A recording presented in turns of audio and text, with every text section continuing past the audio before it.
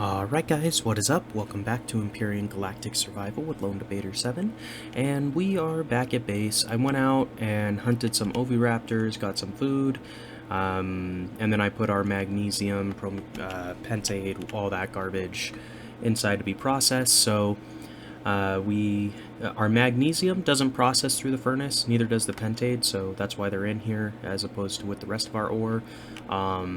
So no worries there. It's kind of like promethium. It has to be processed through a constructor, so no worries. But as you can see, we got about 59 pentaxid, whatever,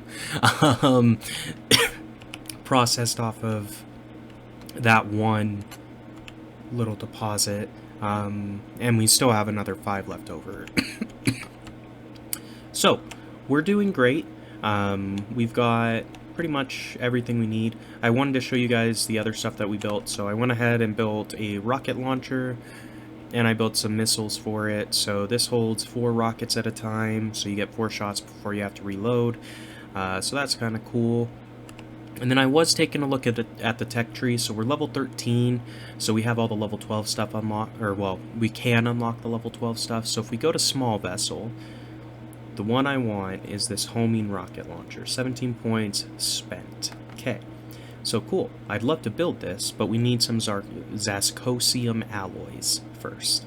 So in order to get that, we have to fly to that other planet and mine a little bit.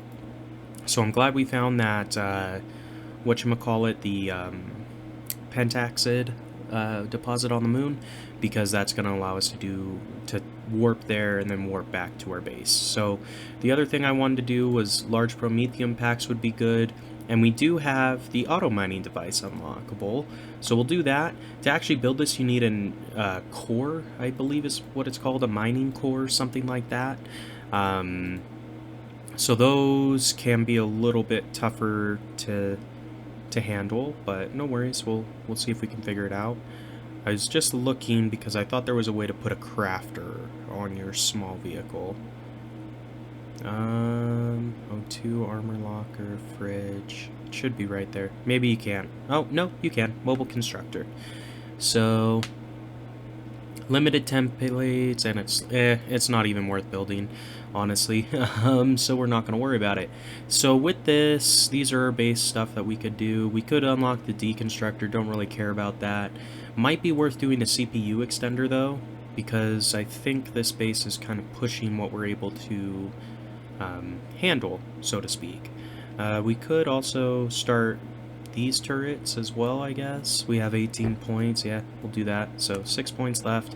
Can't really get anything, but we did a little bit of tech. Got some new unlocks.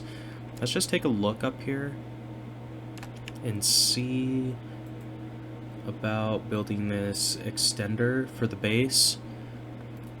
Just because if we take a look, so if you go to the control panel, it'll tell you CPU usage. We have 80,000, but we're using 99, almost 100,000 of it, so we're over our CPU, and that means it uses more power, I believe. I think that's how it works. Don't quote me on that. We'll find out.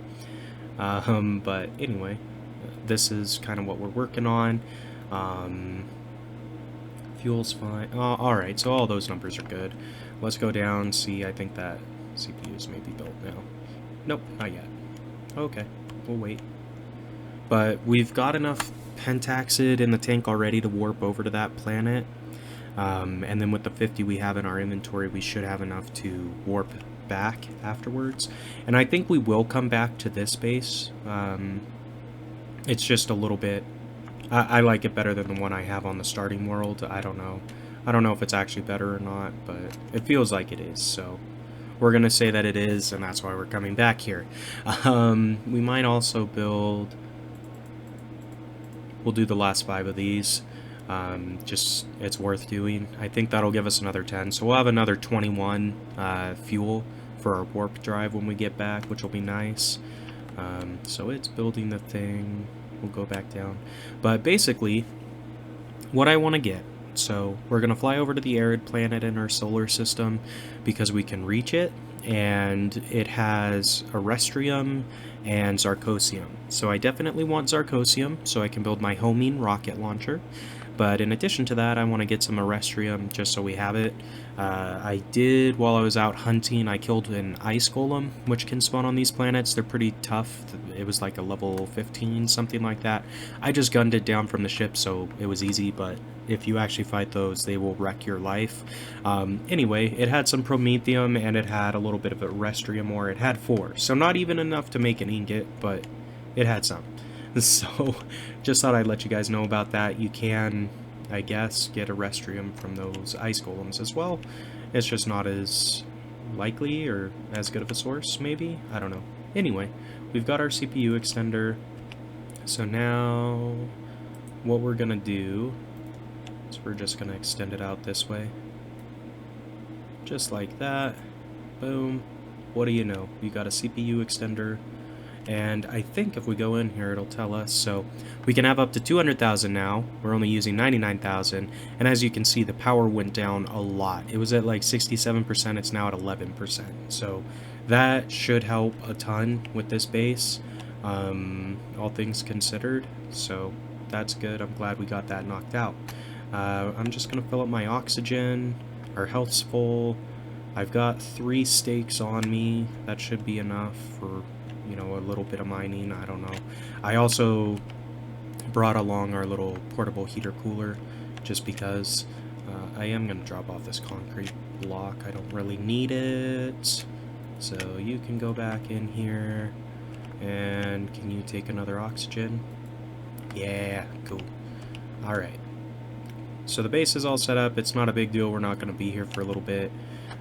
But you want to have it ready for when you come home. So we're just going to go into orbit, and then we're going to go to the solar system map, lock target on the arid world, and we're going to warp over there. So we've got 24 in the tank right now. If we put in the 50, we'll have 74. I think it's like 33 AU or something like that away. I might be wrong. We'll see. So I think we'll have enough to fly there and back, no problem, with a little bit of extra. So just go on into orbit, manage this, put in the rest of our pentade, and go to the planet map. So we could warp home. That's definitely allowable. Ooh, there's a 4th planet. I didn't even see this one. 22, huh? What does this one have? Neodymium. So this is basically like what we have already on this ice world. So we're gonna try Ramail, I guess, is what we're gonna try. So this is the one we want to go to. We can't lock target because we have to be in the home system first. Yeah, so we'll fly home, then we'll fly over to Remel afterwards. So let's just do some quick math. 11.2 and 17.8. So that'll be 18 plus 11, or 29 AU to go round trip. So not too bad, all things considered. Gotta find the warp point, which looks to be over here. And then basically what you do is you accelerate.